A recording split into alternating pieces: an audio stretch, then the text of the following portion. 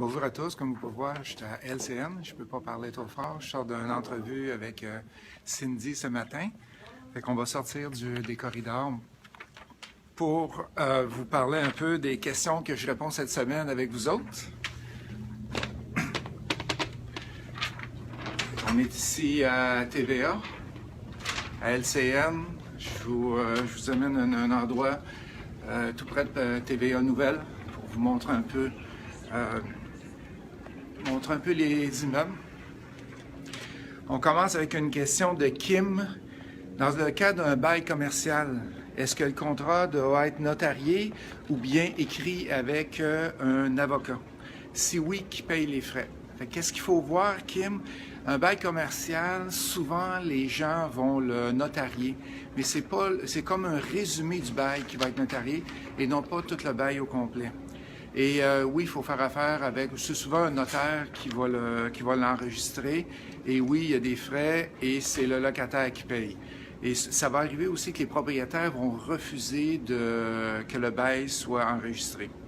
Alex, devrais-je investir dans une maison avec une fondation en bloc de béton? Alex, qu'est-ce qu'il faut faire? Il faut regarder la condition de la maison parce que souvent, qu'est-ce qui arrive? C'est que les blocs de béton vont avoir des infiltrations d'eau. Et moi, c'est pas un style de maison que j'aime beaucoup travailler avec parce que souvent des infiltrations et pour les flips, c'est un peu plus difficile à vendre. La valeur de la maison aussi est plus basse à cause qu'il y a des blocs de béton. Fait qu'il faut bien l'analyser. C'est sûr que s'il n'y a pas aucun sous-sol de fini, c'est différent, mais il faut bien l'analyser. Sabrina, comment fait-on pour rembourser le prêteur privé ou notre partenaire pour la mise de fonds s'il n'y a vraiment pas de possibilité d'augmenter de beaucoup la valeur de l'immeuble? Un quadruplex à court terme. Mais malheureusement, il n'y a pas de façon miracle. Il faut que tu achètes en bas de la valeur et que tu puisses refinancer dans 1 an ou 2 si tu n'es pas capable d'augmenter tes revenus.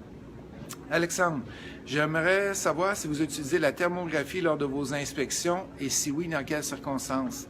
Oui, j'utilise la thermographie parce que j'ai l'appareil pour être capable de le faire et j'essaie tout le temps d'avoir un inspecteur qui a l'appareil aussi pour le faire. Et c'est sûr que durant l'été, on ne peut pas l'utiliser, mais durant l'hiver, je l'utilise toujours. Réal, j'avoue que j'ai beaucoup de difficultés à comprendre quand il est avantageux d'acheter des 5-plex, 6-plex versus un paquet de 2, 3, 4-plex dû à l'augmentation substantielle de l'argent qu'on doit sortir pour le cash down. J'aimerais que vous m'éclairiez sur le sujet. Mais qu'est-ce qu'il faut voir, c'est que les duplex, triplex, les banques vont prendre seulement 50% des revenus, et tandis que les 5, 6 et plus, la plupart vont prendre 100% des revenus. Fait qu'est-ce qui arrive, c'est que tu ne pourras pas devenir riche en ayant 142 duplex, en achetant des duplex, triplex, quadruplex, les banques vont te l'empêcher. Fait que c'est mieux de te former un partenariat avec quelqu'un et d'être capable d'acheter un 6-plex à la place. Bonjour Lucien, de Marc-André. Comment approcher un courtier et lui dire « Nous cherchons des maisons à flipper ». C'est assez simple parce qu'il y a des courtiers immobiliers qui sont spécialisés dans ce domaine-là. Fait qu'il faut que tu trouves un courtier qui a de l'intérêt dans le domaine et qui veut faire ça pour toi. C'est pas tout le monde qui le font, mais il y en a qui adorent ça, faire ça, et ils sont très, très bons là-dedans. Gilles, comment doit-on se servir du rapport d'inspection? J'ai fait inspecter 2 quadruplex récemment et les 2 inspections me donnaient vraiment pas le goût d'acheter et je trouvais que les inspecteurs un peu dramatiques.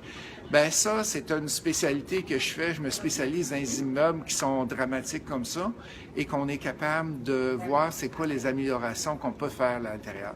Si c'est trop magané, brisé, comme on dit, ben touche pas à ça, mais tu peux te spécialiser dans ce domaine-là pour le faire. Fait que, est-ce que j'ai vécu des expériences similaires? Très bien.